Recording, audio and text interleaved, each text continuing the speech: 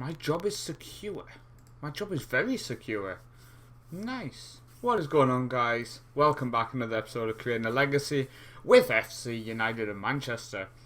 So, I decided we'd only have the finances in the bottom corner today instead of full screen because we passed 2 million in the red. It's depressing. There's nothing we can do. We need a bigger stadium. We need to sell some people who actually can be sold. Until then, we're going to have to keep losing money and hope that in the long run we are okay. So, as you say, actually, training facilities again planned to be upgraded. That will be scrapped. I can guarantee that'll be scrapped because they'll say we can't afford it. So I think it's about time we checked out the fixtures you've missed, go into what's been happening, and then get into today's game against Burnley at home.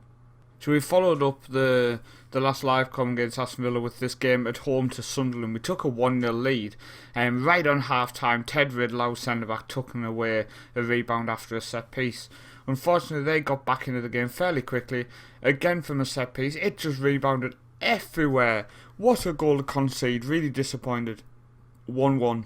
The next game, we were on TV, Bram Ellison, 1-0. We took the points with a penalty. Screw, it's all I wanted. I'm happy. I'm elated. I can't even speak. What is going on?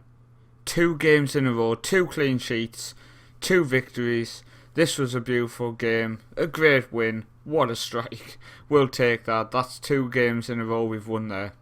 What do people say? You can't win them all. And we came back down to earth after the 2 victories back to back. We've came up against Swindon here, and yeah, we just didn't step up. A couple of lads played alright. What I noticed was Billy Waiters kept drifting inside far too much. And it's actually shown there. He gave the ball away with a long ball forward. I don't understand why he keeps coming inside. Now, maybe he's getting to that age now where he's just a bit confused. 1-0 up there. We were second into the game. What a dreadful start to the game here against Swindon. Second goal came from a set piece, Miller with the header. We still can't defend set pieces. So as you can see there, guys, we're sitting in 20th place. Them victories definitely helped us. Barnsley are sitting with 34 points. Burnley have 31.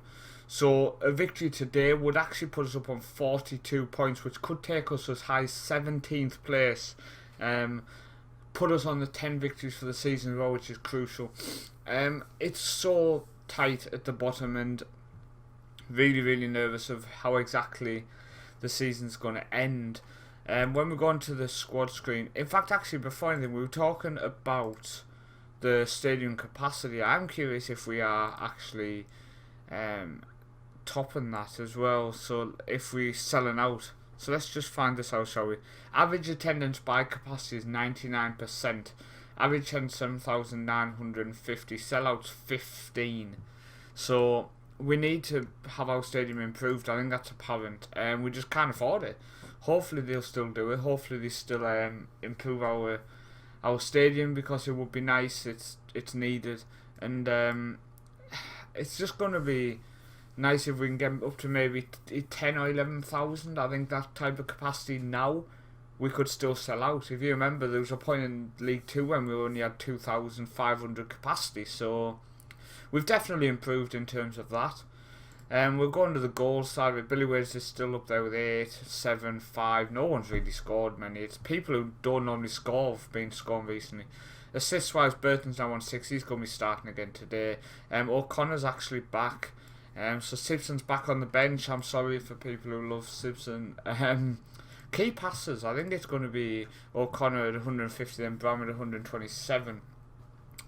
Average range 7.72 for O'Connor, and Bram Ellison's up there 7.51. And let's just go to Bram Ellison, because he has passed 450 appearances in the league. If you remember, it only keeps track of league games. That is just unbelievable. Unbelievable. I mean, roll on 500. And as you can see now, he's got the new contract. So another 4 years agreed, plus the potential of a 3-year extension. So that could take him up to the age of 34. And it's just superb. What I do find strange is I've still not had the option to offer him a testimonial. During pre-season, the option's just not there. Him, Simpson and Reed, I think, all are due one. So hopefully that comes on soon, and it probably would be a live come because it's such a momentous occasion. I have a testimonial for my player. So the team we're going to go with is Reese, Sheevan, Riddle, Munro. Munro's been back in recently. He complained about football and I thought, okay, you're not too impressed. Ray's getting on now, he's 34. He's obviously going to be finishing this season for us. Should I play him? I'm probably going to actually throw him in today. But Munro's played a few games and I'm kind of rotating them guys. We definitely need a new centre-back. I'm really happy with Riddle. I think he's come in. He's settled down and he's doing a decent job. So I think it's the fact he's 19. I think it's just about finding someone who can play alongside him during the summer window. That's one of the main things I'm looking at. Billy Wades, as I said, I'm going to drop him for Arnie, but again, in the summer, I think a first choice right winger is something we need to look into as well. Simpson's starting on the left wing today. John is going to be on the bench. Thomas Nielsen as well is on the bench. Burton's starting, as I've said. We'll probably bring on Nielsen today. But apart from that, I'm fairly happy with the lineup we're going to be going with today. Madly Kerr's been complaining about football, not getting enough football, but I did tell him when Ellison's playing this good, you're not going to get a chance, even though he doesn't even play there. He plays in defensive midfield, but he did agree to it. He said he understands. So let's see if we can just go out there and turn over Burnley. We are at home. We're playing a team who's in the relegation zone, so I do have faith we can do this. It would be nice, and it would, as I say, at this point of the season, getting a 7 or 8 point gap could almost guarantee us survival. Because I would think we can pick up a few more points before the end of the season, and our Barnsley are going to win 5 of the last 10. I doubt it, for example. So fingers crossed, guys. We're getting to that point now where we might be safe, and these are the games we do need to win, though. So let's see if we can turn these over before I start dreaming about being safe too much. Arnie to Burton. Burton's been fantastic at skipping past people during games recently. Simpson, he tries the ball, but it's deflected. It comes out to Egerstein. Ray steps in, fantastic. The experienced centre-back coming back in today from Munro, who's still only 23, by the way. I don't know, people who've been following the series will know Munro's been around for 4 or 5 years now, and he's been our first team for most of this time, so I was quite shocked when I realised he was only 23. Ball in. Oh, Reese saves it. Come on, Reese. I'm looking forward to the end of season review because this is the season 13, and I think there's a lot of players who are shocking me with just how young they actually still are. I mean, Andrew Palmerson's a prime example of that. Somebody who's been in our team for a fair few years now, and he's only just turned 22. Reese is 25. I mean, he's like ever present. Simpson, 26. We all know how long he's been in. Ellison's 27. Arnie, 24. James Reed, I think, just turned 27. Sheevan's the old guy now at 30. I mean, I'm so proud of how this team's developed, and I know I'm starting to dream that we're going to be safe, but I think survival is something we can achieve this year in the Championship. And as I say, if we can get a winger in, if we can get a centre back in, possibly a deep line forward, I'm not too sure. I do really want to develop Nielsen, but maybe I might end up loaning him out next season. So he is only 16. I'm unsure on Nielsen whether he's going to be loaned out or we're going to try to develop him into the first team, and Burton has tucked it away. As I said, he's running past people so well at the minute. He's just looking like that deep line forward I've wanted.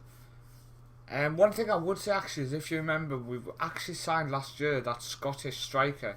Unfortunately he's out. Burnley have tucked it away. Unfortunately he's out for 11 months, I think it is, so he's missing this whole season. He could be somebody who can step up next year maybe. He's only 17, he's sitting in our under-21s this season. Horban. To Yenga. Well and O'Connor. We're going to team talk. Encourage. O'Connor's picked it up. It goes down. Horban, Tanguy, Pereira, Barton. Some nice football going on here by Burnley. Martins cuts inside. Back to Tanguy. Barton reverse passes it. It comes out. Martins. I mean, some of the football they played there was outstanding, but come on. So we're coming up to the 65th minute now, guys. Sorry if you need the Hoover. It's just obviously someone's decided it's now time to vacuum.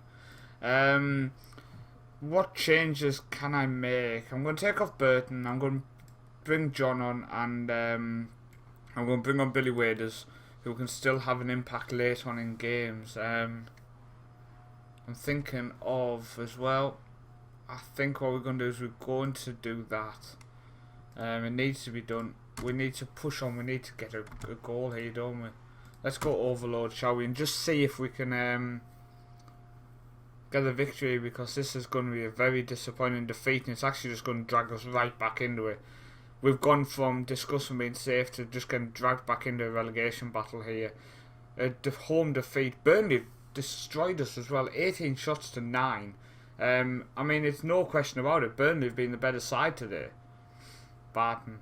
He goes out wide to Pereira. We've been disappointing today, and this is our problem.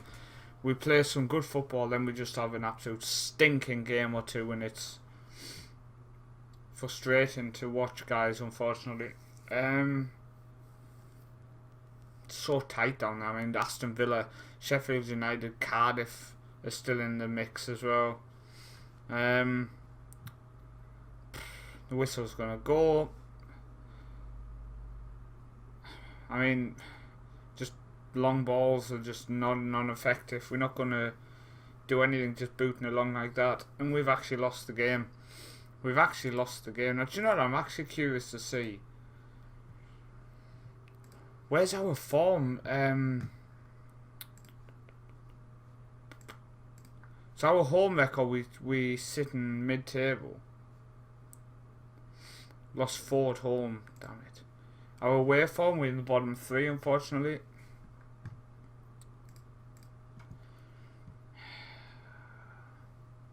Stuck on the 9. It always happens, doesn't it? I've said in previous seasons, when you're 9 victories, you seem to struggle just to get over the line of that 10.